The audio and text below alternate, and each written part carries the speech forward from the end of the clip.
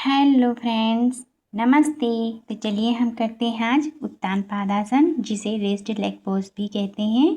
यह एक सरल लेकिन प्रभावी योगासन है। इसमें पैरों को ऊपर उठाकर पेट और कमर पैरों की मांसपेशियों पर काम किया जाता है। इस तरह से ये हमारे शरीर को काफ़ी बेनिफिट्स भी देते हैं, जैसे कि पेट की मांसपेशियां मजबूत होती हैं दोस्तों, और पाचन क्रिया में सुधार होता है। और इसके साथ साथ पेट में जो है पाचन क्रिया में सुधार लाने के साथ साथ गैस कब्ज में राहत मिल सकती है। और इसके साथ ही कमर और पैरों की मांसपेशियां पर मजबूत होती हैं।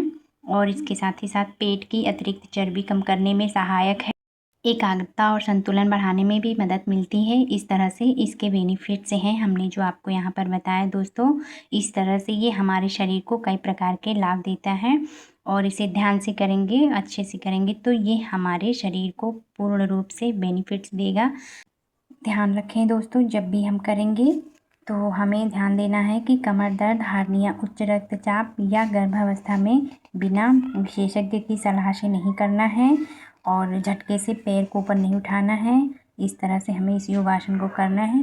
इस आसन का जब भी अभ्यास करेंगे तो खाली पेट या भोजन के 3 से 4 घंटे बाद ही अभ्यास करेंगे दोस्तों। इस प्रकार इस आसन को हम यहाँ पर करेंगे। तो चलिए आइए दोस्तों, हम शुरू करते हैं। सबसे पहले हम किसी समतल जगह पर पीठ के बल लेट जाएंगे। दोनों पैरों को सीधा रखें और हाथ शरीर के पास रखें। गहरी सांस लेते हुए दोनों पैरों को धीरे धीरे 30 से 45 अंश तक उठाएं। और शुरुआती लोग 15 से 20 सेकेंड तक ही रुकें, बाद में समय बढ़ा सकते हैं। और सामान्य सांस लेते रहें और सांस सामान्य रूप रखें।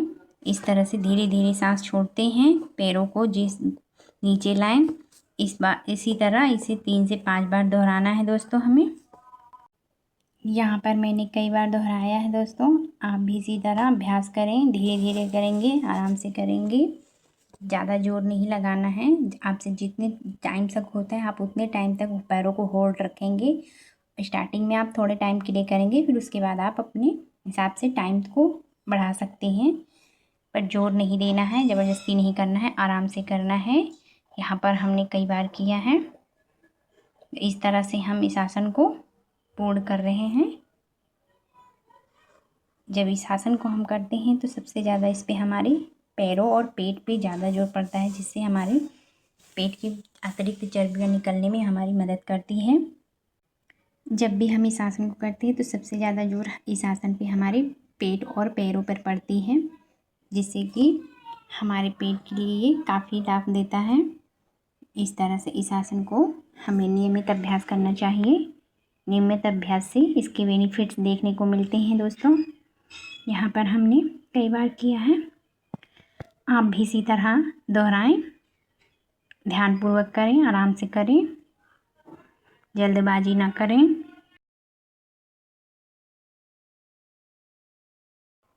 तो दोस्तों ये आसन हमारा पूर्ण हुआ।